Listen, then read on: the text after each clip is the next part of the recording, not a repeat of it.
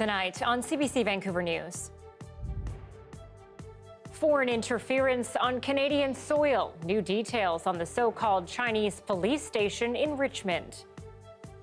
It's a human right to have access to education. Plus the disappointment as BC's only school for sign language interpreters stops taking new students. 2021 was a party, and we're having a bit of a Christmas hangover this year in 2022. And scaling back the holiday spirit, why the mega displays have dropped and fewer Christmas lights are going up. This is CBC Vancouver News.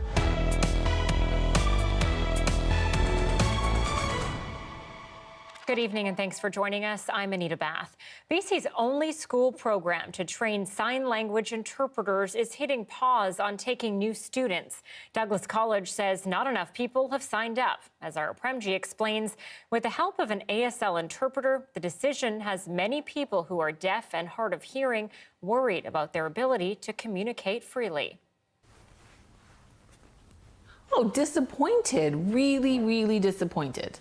8-year-old Aurelia Braun loves dance, music, art, and playing with her big brother. She's one of thousands of BC children who are deaf and who would benefit from having an interpreter even as they get older. Oh, I want to become a musician for myself. And I really want to have an interpreter with me the whole way. I want to be able to understand the words. I want to be able to have that interpreted. Whatever I produce, I want the world to be able to access. Already, Braun and her family say it can be a struggle to find ASL interpreters, especially on short notice. And there are signs the search is about to get even harder. Douglas College, the only school in the province that has a program to train sign language interpreters, has suspended enrollment for next year. It says that's because of very low enrollment for fall 2023, and it looks forward to welcoming students again in 2024. Oh, it's not fair. I want there to be more interpreters, not less interpreters. I need more people to be aware. I want to know what people are saying. I don't know what everybody's saying, so I want that access. Aurelia is a fourth-generation deaf individual. Her dad, grandfather, and great-grandfather are all deaf too. If you are on Zoom and everyone's on mute, it becomes like, hey, you're on mute, I can't hear you.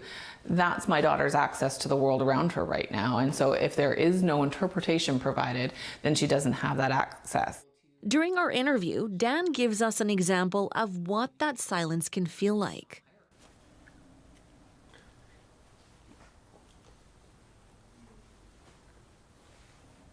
And I'll ask the interpreter to resume and interpret what that was. So what I was saying as I was signing was that you couldn't understand what I was saying. The interpreter is here for both of us today. According to the Western Association of Visual Language Interpreters, there are just over 250 interpreters in the province for the thousands of deaf and hard of hearing people. And the Braun family fears it's about to get a lot worse. Accessibility allows for deaf children to have the same education that their hearing counterparts would have access to. It's a human right. In a statement, the province says it is in discussions with Douglas College on ways to support the program's delivery and access to it. What happens to these students who actually want to apply right now? Are they going to put life on hold for a year? Whether or not the program returns to Douglas College in 2024, the Braun family says it will continue to advocate for generations to come. They just want the government to know that hearing individuals and those deaf or who are hard of hearing should be afforded the same opportunities. Zara Premji, CBC News, Surrey.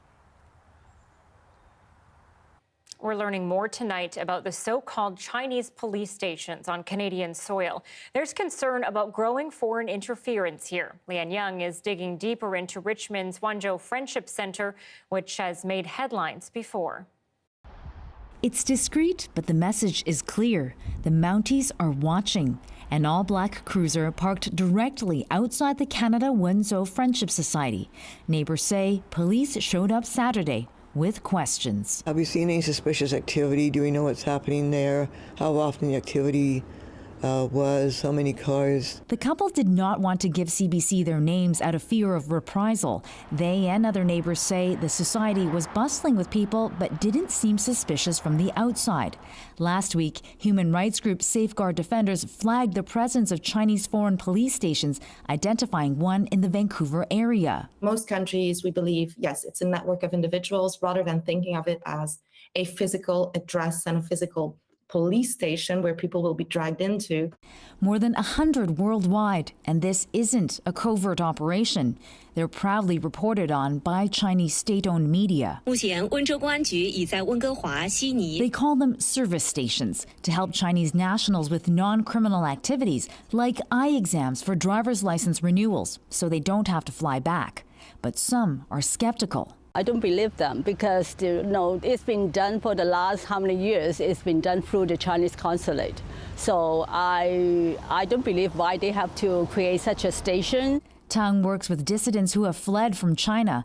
To her, the stations feel like an open threat from the Communist Party. If you dare to say anything against them, we have a tool, or we have something or some shop here to able to do something about you and your family in China.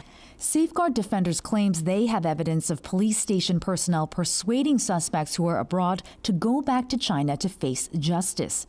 RCMP won't say why they visited the Friendship Center, only sending a statement which reads in part, "They are investigating criminal activity at the so-called police stations nationally and is aware that foreign states may seek to intimidate or harm communities or individuals within Canada." No one at the society answered when we knocked, and calls went to voicemail. After leaving a message, you can hang up or press pound for more options. Hi there, this is Leanne Young. Its website says the society strengthens ties between people from Wenzhou and Canada while proudly supporting the Chinese government. That's the society's president donating to the consulate at the height of the pandemic. And their reach extends into domestic politics. Dinners inviting guests like Liberal MP Wilson Miao and Richmond councillor Chak Au seen here. The fact that, I have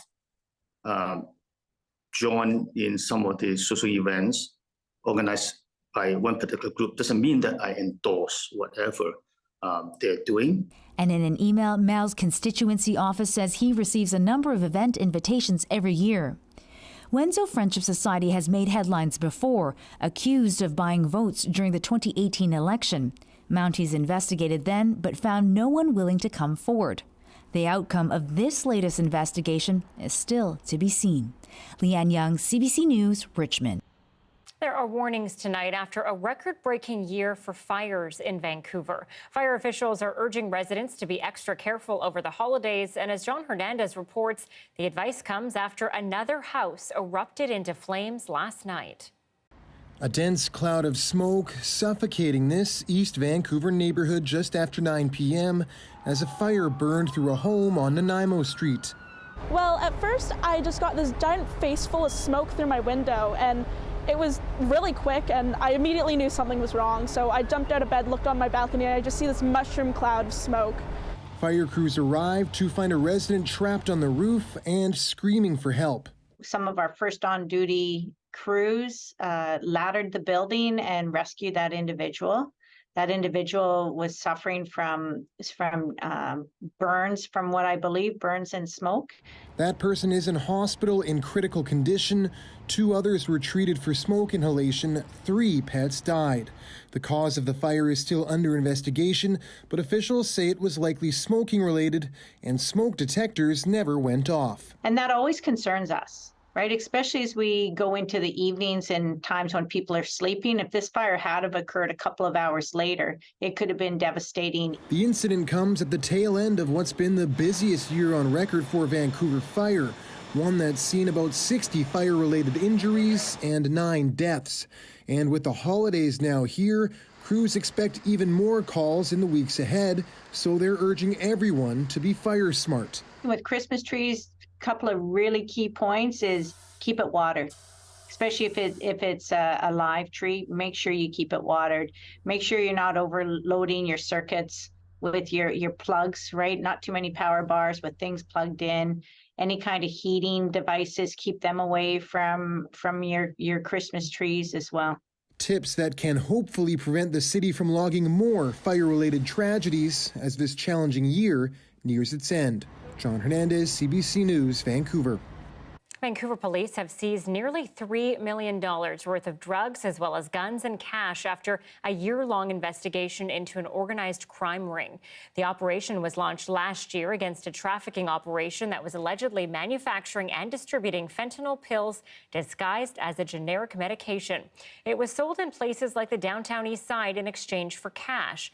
In October, police seized 72 kilograms of the fentanyl-laced pills, along with cocaine, methamphetamine, benzodiazepine.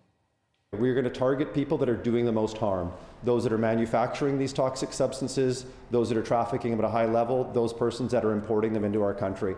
I believe that that's what's involved here with this group. Police also seized 3 handguns, ammunition, body armor, and $123,000 in cash. So far, 3 people have been arrested, but there's no word on any charges at this time. And charges have been laid in the alleged robbery of a Port Coquitlam car dealership, which caused chaos for commuters late last month. The suspects are accused of firing at police officers during the rush hour chase. Kobina Boziak of Port Coquitlam and Omar Demetris of New Westminster have both been charged with 1 count of robbery.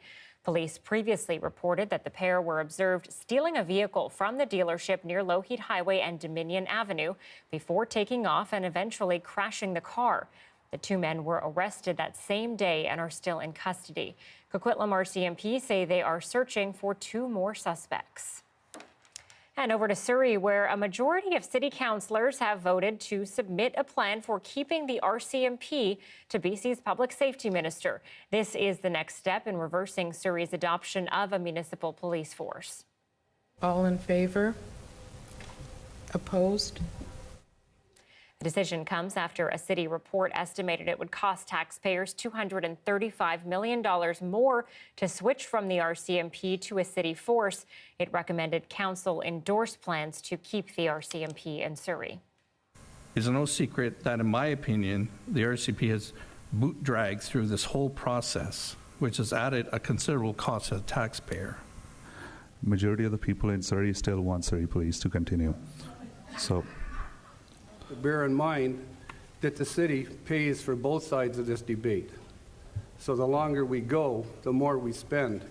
The report will now be passed on to Mike Farnworth, who has the final say in any police changes. Well, a judge has ordered the city of Vancouver to reconsider a decision to deny a development permit for a new tower in Chinatown. The proposal for BD's project at 105 Kiefer Street was turned down in 2017, but a judge found that city staff didn't provide a good enough explanation for that decision.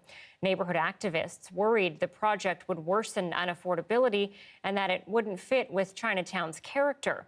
Last week, a BC Supreme Court judge found that the developer had a legitimate expectation of receiving detailed reasons for the rejection. A spokesperson for the City of Vancouver says they are reviewing the decision. Well, a lot of excitement today for Argentina fans as Messi opened the scoring just over 30 minutes into the World Cup semifinal game, converting a penalty kick into a 1-0 lead. Fans at the Croatian Cultural Center watched in disappointment as the game eventually turned to a 3-0 final score. The last time Croatia faced off against Argentina was in 2018 when they beat them 3-0. A little bit disappointing right now at the result, but of course we're very sad. It was a tough loss. The early penalty kind of took the wind out of our sails a little bit. Well, I am an Argentina fan. I have been forever. I teach Latin American Studies at Langara, so it's in my blood. But I have to say, going into the game today, it was really tough because I always love the underdog. Argentina is now heading to the finals to face off against either France or Morocco. Those 2 countries play tomorrow, and the deciding match for the World Cup happens Sunday morning at 7 our time. One of Vancouver's most distinguished museums is shutting its doors for much of next year. The UBC Museum of Anthropology will undergo seismic upgrades to the Great Hall.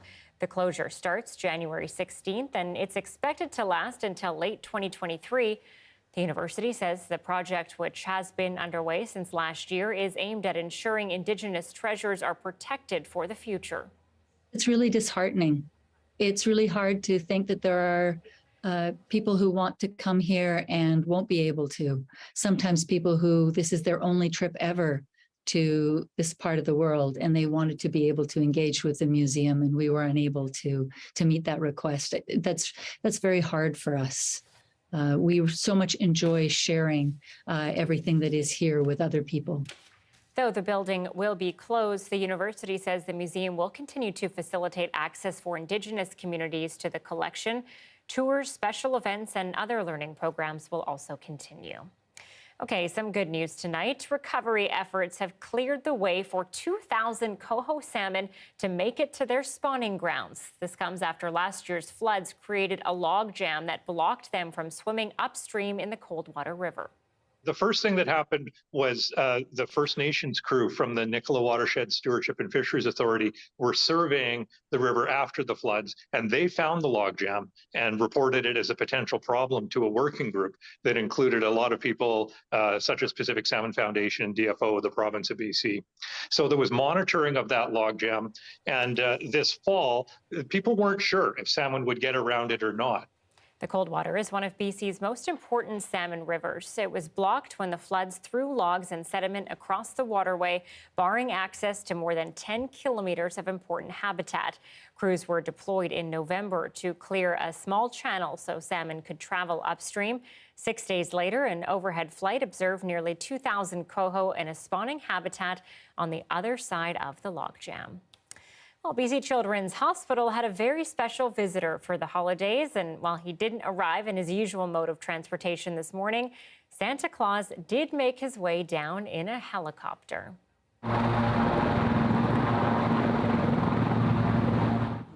This is the 18th year that BC Emergency Health Services and Helijet are visiting hospitals with Santa. Chris Kringle visited 6 hospitals, starting in Victoria and Nanaimo, and then coming to the Lower Mainland, where he touched down at BC Children's before carrying on to Abbotsford Regional, Surrey Memorial, and Royal Columbian. The important people are the ones that are there 365 days of the year. Santa comes once a year, and he delivers a little cheer, but it's the people who are there all year that make the big difference. Santa visited patients after talking to parents, and this year, Santa handed out teddy bears to the children he met during his visit. Yeah, you know, I think Santa travels by helicopter, by car. He gets where he has to get, no matter the weather, right? It could be raining. Exactly. And he's there. I mean, obviously there is a head elf meteorologist, but generally, weather is not a deterrent on Christmas night for Santa. Is this your side job, Johanna? Yeah. Please keep this on the down low, Anita. I do not want to lose this. My biggest night of the year. No, it's not me, but big shout out to whoever is doing that job up north. I have to track the showers tonight here in Metro Vancouver, the ones that weren't too sure we were going to materialize. Before I get you through the forecast, though, I want to take you through the time lapse this morning. We did see a generally cloudy start to the Tuesday. Not a lot of fog. We had a bit out into the strait, but that weakening cold front brought us the cloud. A few breaks also today, and a few spits and spots. We saw them across Metro Vancouver sort of around 9:30 a.m. and now we're getting them once again. They're not really showing up on the radar. You can kind of see them up towards the North Shore Mountains. Really just light drizzle. Thanks to this weakening cold front, I've broken it apart to show you that it is weakening. It's not bringing a lot of precip to the interior where we do need it. Maybe a couple centimeters to Cranbrook tonight. Temperatures right now 3 in through YVR, 2 out towards Pitt Meadows, and that's why the light precip that we are getting is coming down as rain rather than snow. But I've got to tease this out. Big Arctic air mass dropping down across the province for early next week. We have to get through a weekend system, Anita, but heads up, things are going to get really cold for the elf forecaster as we head towards Christmas, Anita. Thanks, Jo. You're welcome. All right, and if you've noticed that the Christmas lights displays are just a little dimmer this year, your eyes aren't deceiving you. BC Hydro says people are cutting back. And as Benit Brach reports, those whose business it is to put up those lights say they are feeling the impact.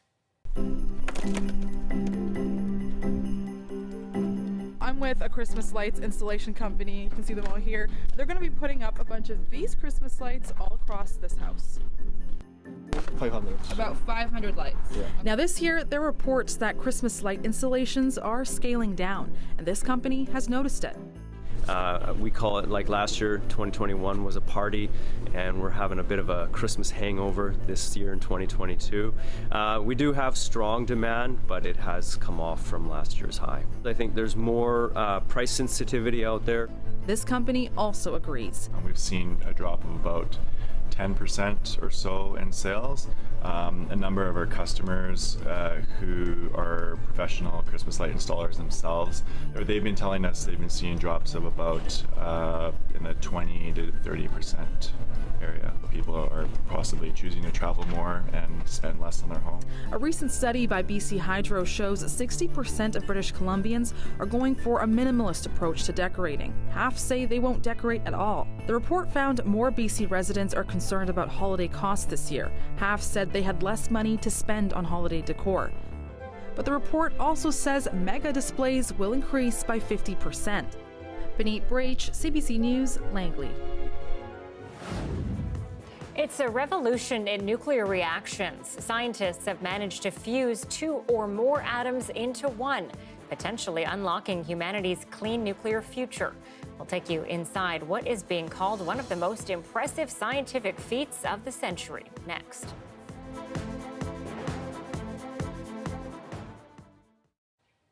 Thanks for watching our commercial-free live stream tonight. We are taking you inside the pressure that's mounting for small business owners in Windsor because customers aren't coming back through their doors. Some say they are struggling to keep the lights on, and others are considering shutting down entirely. People are just not coming through the doors anymore. Dreaming up recipes in this kitchen, creating specialty products for a community he adores.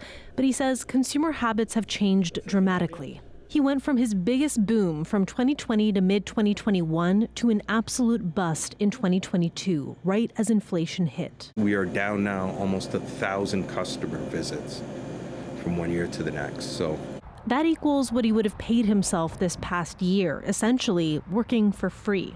Cost of ingredients went up, and increasing his prices could mean losing customers. And he knows people are hurting. And I don't blame them because the price is so high. You work hard for your money and you should choose how you spend it. The only thing I would say is that if there are some shops that you love, please frequent them. I understand they can't do it as often because it is more expensive, but to make that little effort could save a shop. As another business shuts its doors elsewhere, businesses are worried as well about what might happen if things don't get better. The burnout is real, and we've heard it from a lot of business owners, small business owners, saying that they've never worked harder for in their lives, and it's for practically peanuts. Chotali says across 18 years, this is the worst he's ever had. It's coming as he expanded his business. He says it's worse than the start of the pandemic. Meanwhile, a new shop has been met with a harsh reality. It's been tough. It's been certainly harder than I was expecting it to be. She says people are excited a vegan grocer is here, but it's not translating in as many sales as she'd like. She's already had to reduce her hours, in part for her mental health. It's really hard when you open a business. I wasn't expecting it. It's like having a baby. She's like a crying baby that just cries and whines, and I'm not complaining. She's beautiful. I'm very proud of my baby. As for Bornay, he closes his doors at the end of this month with nothing but love in his heart for his customers. They're so beautiful. They're fantastic human beings, and I love interacting with them. So there's no ill will towards them because, like you said, I do understand what they're going through, and you can't judge anybody for that. These are just terrible, tough times, and this is what happens. Sometimes life throws you a curveball. How are you feeling today? Is the right word melancholy? Happy and sad, you know?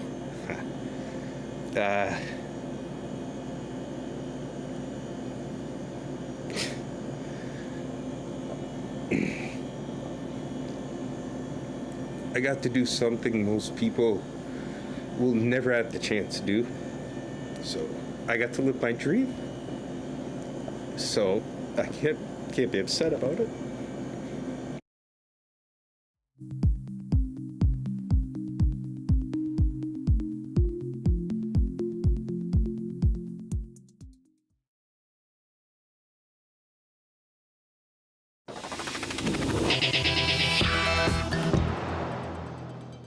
Harnessing the power that feeds the stars has long been a staple of science fiction, an elusive goal that nuclear scientists around the world have been pursuing for years. But now researchers in California say they've managed to achieve fusion ignition.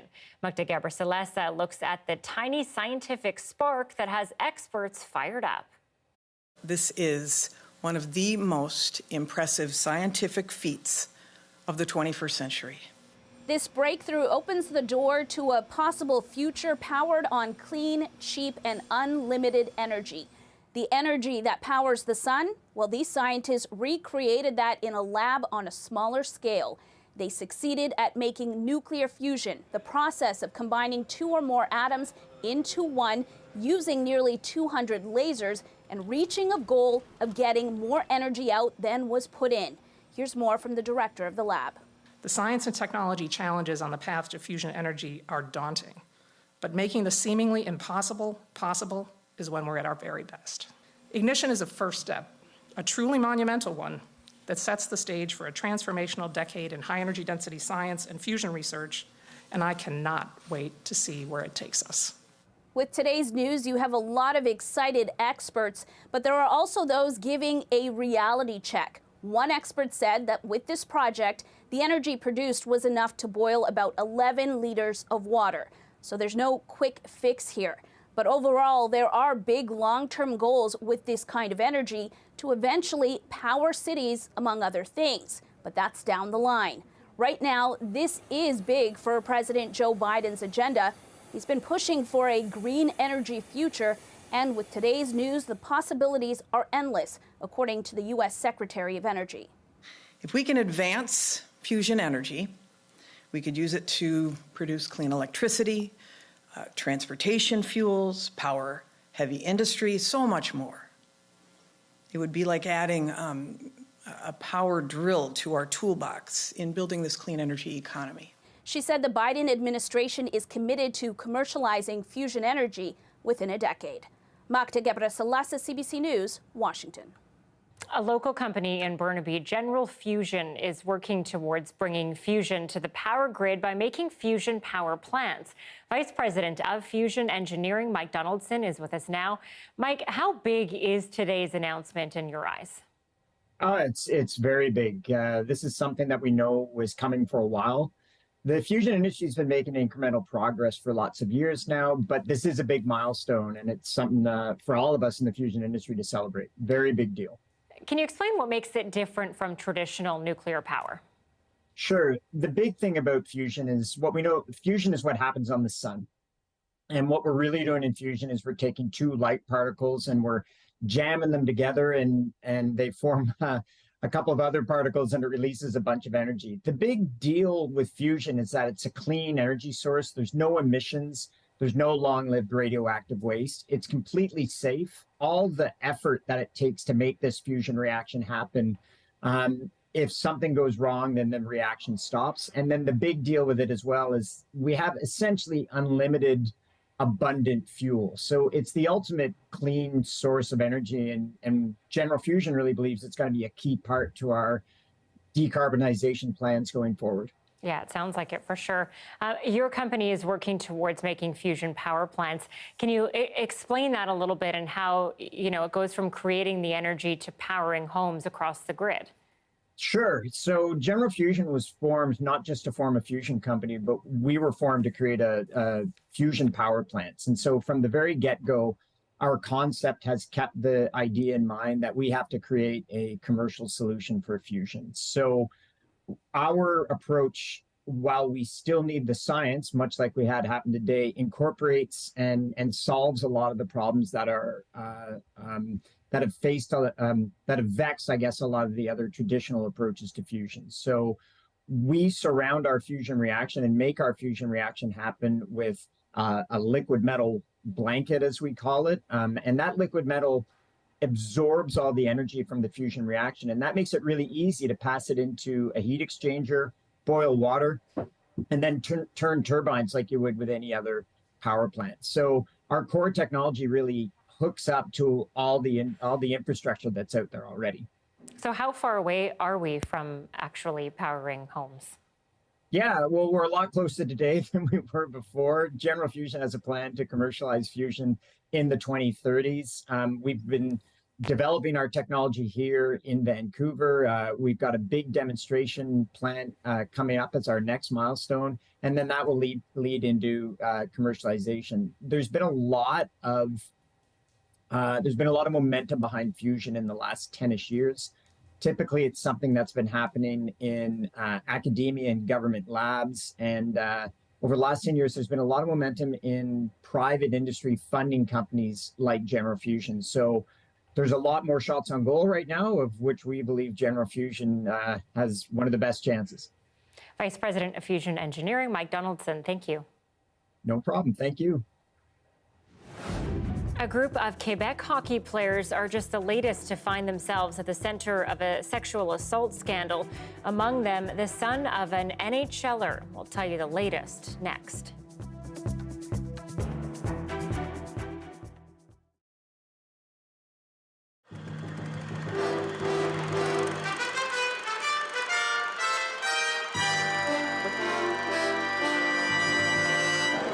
There's been a bridge across False Creek since 1888. These pictures are of the second one, built in 1911. Back then, it was state-of-the-art technology, and it lasted 72 years. In 1982, the city voted 72% in favor of building a new bridge. And finally, last November, they closed the old girl down. The bridge seemed to go up pretty quickly. Although for people stuck in traffic because of the diversion, sometimes it didn't seem quickly enough. But this morning, all of those complaints ended. This morning, the Cambie Street Bridge was the place to be in Vancouver. It wasn't just a bridge opening, it was almost like a circus.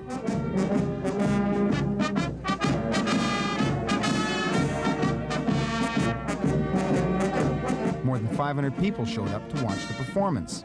There was music from the fire department band and a performance of Vancouver's very own song. A world within a city that's growing strong. And when the pageantry was completed, the pomp began. Mayor Mark Harcourt arrived to perform the opening ceremonies and to talk about his next projects. And then we're going to sit down and talk to our MLAs here about two other projects that we want to see built. The Cassiar connector to finally connect the freeway to the Second Narrows Bridge. And lastly, we're finally going to connect that Georgia Viaduct that you whiz across and then come to a grinding halt. We're going to run it down the Malkin Bypass, through the CN Yards, out the Great Northern Cut, and connect it up to Boundary Road into the expanded freeway. The next step was a blessing. Bless this bridge as a symbol of the work of your people and of the dedication of us to you. Officially opened the sidewalk of the Cambie Bridge.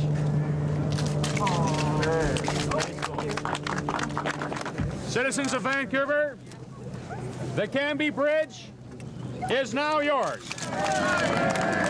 So there you have it, a brand new bridge to get across, with a view of the city that you may have forgotten during the past year. And you'll probably want to know how to use the new bridge. For now, if you're traveling north towards City Hall from downtown, you can get on the bridge from Nelson Street, with Pacific Boulevard feeding in from the east and Beatty Street from the west. If you're coming from the other direction, heading downtown, you get on from Cambie Street. The only way to get on the bridge from 2nd until the new ramp opens is to head up Yukon and along 7th to Cambie. If that sounds a little confusing, then you may just want to drive over and experiment yourself. We took our first drive this afternoon, and it sure beats driving all the way around False Creek to get downtown. And good news for bus riders. The Cambie Street bus goes back to its old route tomorrow morning. Robert Osborne, CBC News, Vancouver.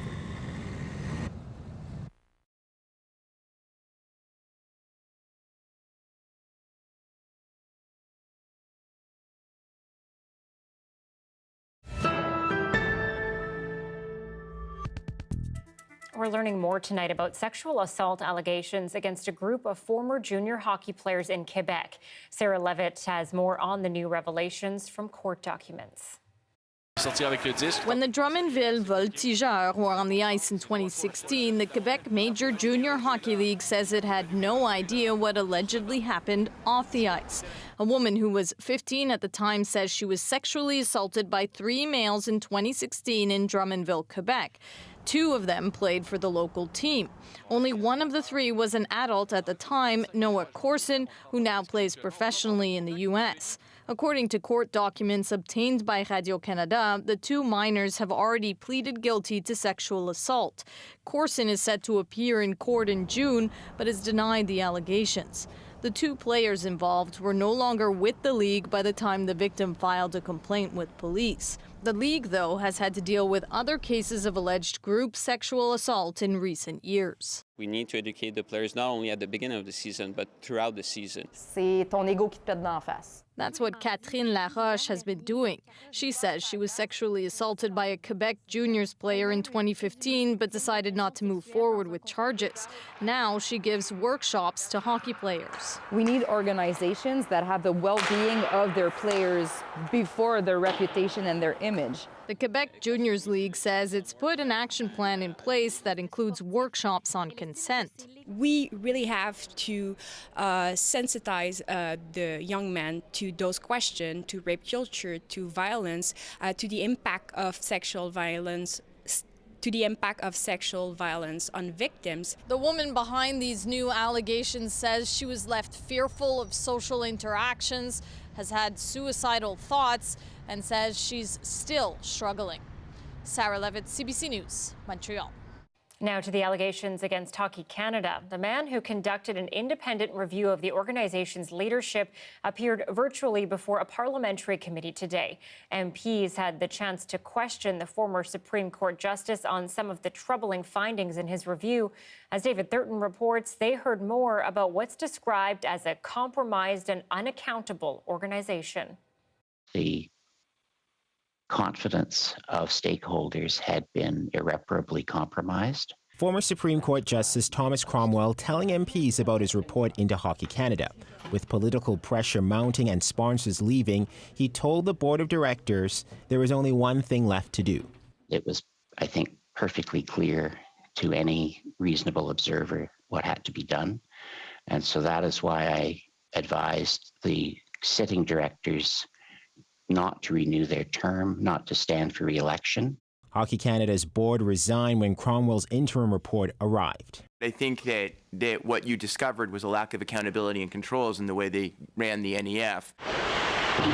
Players' registration fees supported the NEF, the National Equity Fund, a fund used to settle a $3.5 million lawsuit, where the claimant alleged 8 hockey players, some of whom were on the 2018 World Junior team, assaulted her.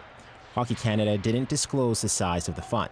What is your response when you see what was an internal decision within Hockey Canada to try to handle these issues quietly rather than responding in a transparent way? Transparency is obviously important, and the COC code suggests that financial statements ought to be made public, and my view is that is sound advice. The COC is the Canadian Code of Governance, a code which recommends but does not compel nonprofits and charities like Hockey Canada to publicly share their financial statements, according to this charity watchdog. But the fundamental question is, why is it allowed, that choice? Why can a charity of this size choose not to be transparent? Hockey Canada said in a statement today it has accepted Cromwell's initial recommendations and it will voluntarily publish its audited financials. David Thurton, CBC News, Ottawa. Well, the federal government says it's committed to bringing about systemic and cultural change within the Canadian military. The commitment comes in response to a report last May that called for sweeping reforms to address sexual misconduct within its ranks. As Marina von Stackelberg reports, Ottawa has plans to make itself accountable. We are not rejecting any of Madame Arbour's recommendations. Canada's Defence Minister Anita Bathe promises she will order the military to act on all 48 recommendations in this spring's Arbour report. It painted a damning picture of the culture within the Canadian Armed Forces and how the military has dealt with allegations of sexual misconduct. It's not just morally right, it's operationally necessary. As you know, the Canadian Armed Forces is in a recruitment challenge, and we need to hold the confidence of the Canadian public to say this is an institution that is undergoing cultural change. Since the 90s, the military has investigated and prosecuted sexual assault cases within its own ranks. Anand says she will ask the military for a plan to permanently hand that responsibility back to civilian police and courts. But there has been pushback from provinces, which say they can't handle the extra workload. The report's author, former Supreme Court Justice Louise Arbour, says it's clear the federal government needs to legislate that change. I find that argument maybe a little disingenuous, particularly when it comes from provincial police forces that can expect no more than a handful of cases every year. Anand has also agreed to order a review of Canada's military colleges. Those are the separate post-secondary schools that train armed forces members. The prevalence of sexual misconduct within the schools is well documented. Arbour told a House of Commons committee she's worried her recommendations might get shelved. It's not the first time the Canadian military has been handed a blueprint to fix its internal problems. This is an organization that is heavily self-regulated. Much of what I recommend, except a few things that require an act of parliament, require internal decisions, not further review and further analysis. That's my concern. The defense minister says what is different this time is she's hired an external monitor who will keep tabs on progress and provide regular updates. She says it's her goal to ensure that the changes made within the Canadian military last. Marina von Stackelberg, CBC News, Ottawa. Signed into law, the U.S. now offers federal protection to same-sex and interracial marriages. Why some say the country is still falling short.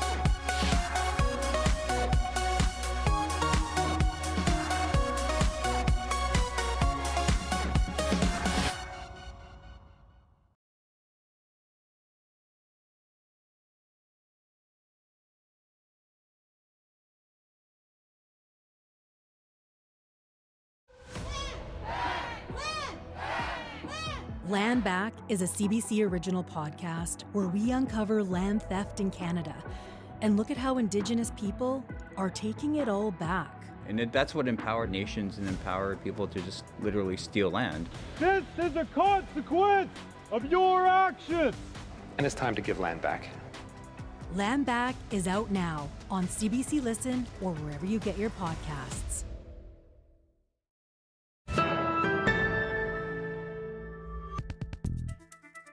In case you missed it tonight, Skate Canada has made a big change to its requirements for ice dance and pair teams. From now on, couples in domestic competitions can be made up of any two athletes. In a tweet, the organization says it is updating its podium pathway definition of team simply to include two athletes. The previous policy stipulated they had to be one man and one woman. Skate Canada says it is not creating any new event categories, but the change will give many Canadian figure skaters new opportunities to embrace the sport. Yeah, a huge step for diversity in sport. And, hopefully we'll see this at the global level soon. I hope so too. Yeah, often the globally look is towards Canada. So yeah, we'll watch that, and definitely watching for icy weather, Anita, as we head into the forecast, not only just this weekend, but then into late next week. So first, I want to take you through that Arctic outbreak we've been tracking, starting off with the big picture. So this is what you may have heard rumblings about starting next Tuesday. So this is a week from now. There's still a lot of uncertainty, but keep your eye on those purple temperatures. That's what will begin sinking down across BC this weekend, really settling into the south coast for early next week. So you can see those deep purples coming straight from the Arctic. This is some of the coldest air that we ever get here in not just BC, not just in Vancouver, but all of BC. So we could be talking daytime highs for the BC interior around -20 or colder. And for Metro Vancouver, overnight lows at least down to -7, if not -10 or colder. So again, that's a week from today. Watching that very closely as we set up the forecast for a cold winter holiday for many. The next couple of days, that's really our break before a couple of big events, starting with this weekend and then that cool down.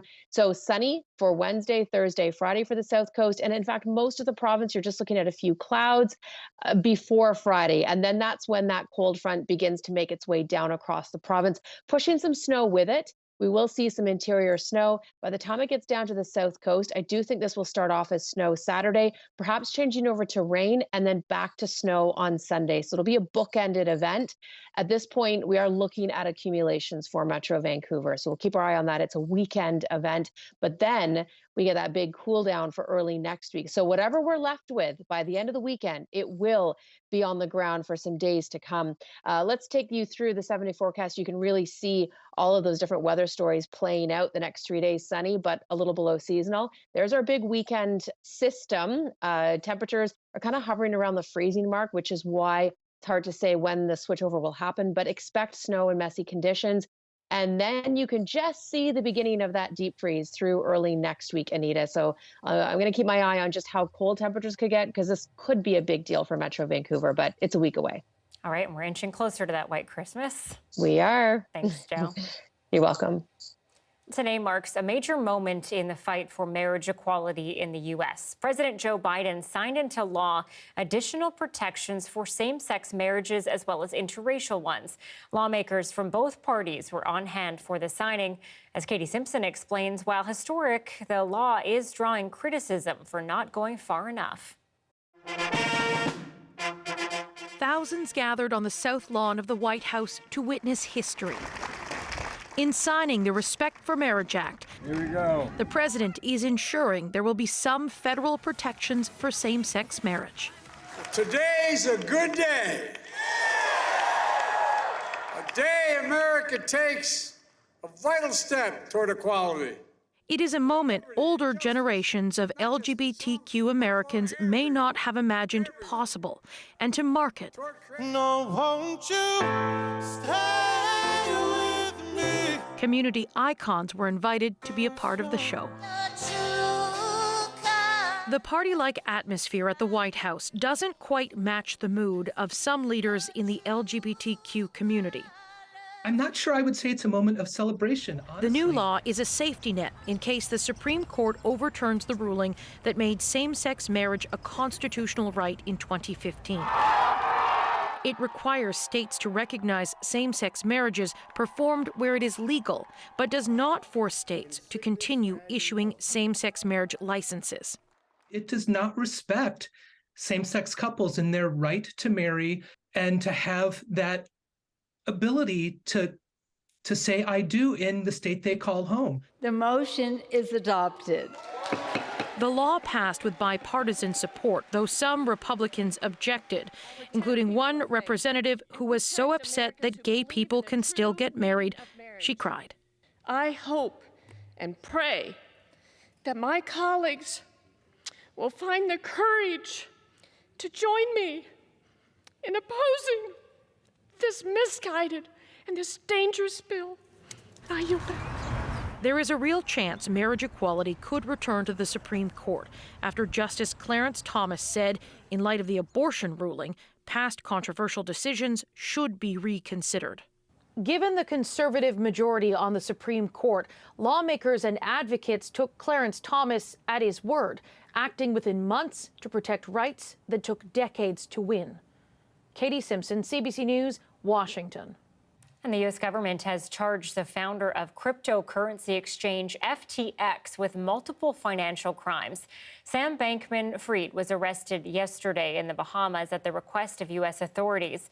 The 13-page indictment alleges he intentionally defrauded customers and investors and that he diverted their money to pay off his expenses and debts. It also says the former CEO of the company had made lavish real estate purchases and large political donations.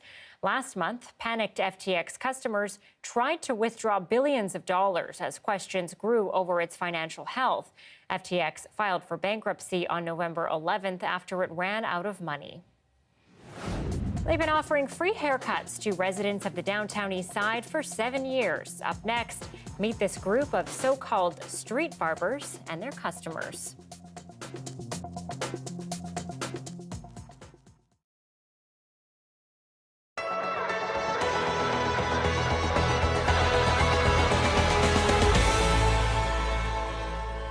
Lithium has become one of the most sought-after minerals in the world, and scientists are hard at work looking for new ways to produce it. Lithium's primary use is in batteries, commonly found in consumer electronics like cell phones and computers, but they're also used in electric vehicles. The issue that we're facing is we have a big lithium shortage essentially on the horizon, and that's already manifested in the dramatic increase in the price of lithium. And with prices soaring, the search is on to find new and unconventional sources, even in Alberta's oil and gas wells. From Australia's open-pit mines to South America's lithium triangle, lithium extraction has a reputation for being quite destructive. But in Alberta, scientists are developing greener ways to extract it. Our lithium is found in many of the same areas as conventional oil and gas deposits, deep underground in deposits of salty water packed with minerals known as brine. Albertans have already been pulling up brines for decades. Almost always when you produce oil and gas, you produce wastewater brine as a byproduct. Once the oil and gas is acquired, that brine is then re-injected back into the ground. But as lithium's value continues to increase, Alberta is revisiting that operation by adding something called a sorbent, a substance that attracts lithium molecules. The lithium can be extracted from the brine before it is discarded. The processes that we're all using fall under the general realm of an ion exchange. An ion exchange is in and of itself very well understood. Water softener in your house is an ion exchange. No company is currently producing lithium by these methods, but they could be soon. And that raises concerns for environmental advocates. Because this is also new, it's been challenging finding actual quality information on what are the environmental impacts and what are the opportunities and risks associated with this. Smith also worries whether environmental assessments would be carried out on all projects. Especially with it being an emerging new industrial activity, we would prefer to have a good baseline of evidence of how these will be implemented, especially as it's getting rolled out. But proponents say brine mining would be less destructive than the lithium extraction techniques employed elsewhere. and could represent a significant new industry for Alberta. We understand fundamentally how these systems operate. So I think that from that perspective, it's pretty low that there's going to be some nasty surprise that's going to have a big environmental impact to what we're doing. But before that's put to the test, the government of Alberta must finalize its regulations around brine extraction. When asked for a timeline, the province said only that the work is ongoing. Taylor Lambert, CBC News, Edmonton.